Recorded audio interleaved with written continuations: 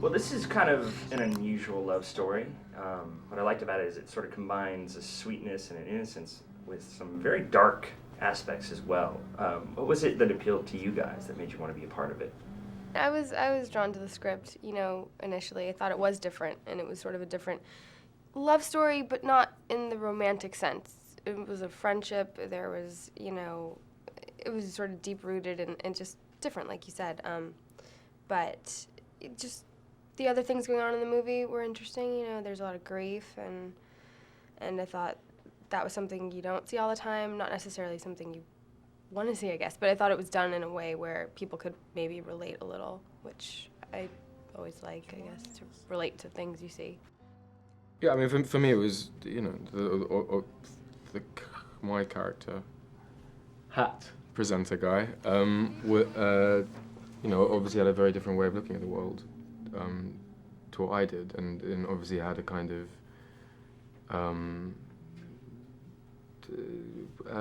sort of problem with his mind.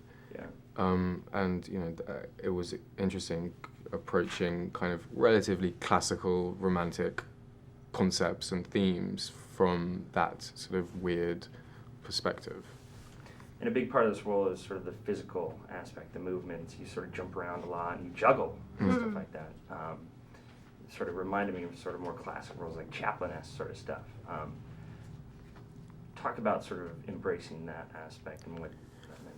I mean, what was incredibly enjoyable about it was just simply the kind of, it's rare when you do an acting job where you can achieve a goal in the sense that, when you do a scene, who knows whether it's gone well or whether you've articulated emotion clearly, but when you're learning a skill like juggling, it was just great to kind of have something that if it works or not. You either drop the balls or you don't.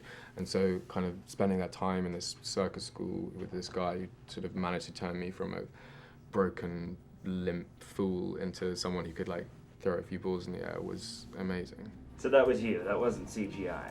It definitely wasn't CGI. This film did not have CGI. But no, I mean there was a guy, it's a street performer from Utah who helped out as well, who was extraordinary, and I take absolutely no credit for anything that you regard as impressive. It was definitely him. He did get it down though. I mean, he did juggle quite a bit. Yeah, and there's something appealing to that, right? I mean, it just as a girl, a guy It's who has a endearing. talent. Yeah. Yeah, I think talent is probably the sexiest thing for me anyway in all romantic situations. Someone who's really good at something. When a girl is Really good at juggling. really good, when a girl is really good at juggling, That does it. man, I am gone.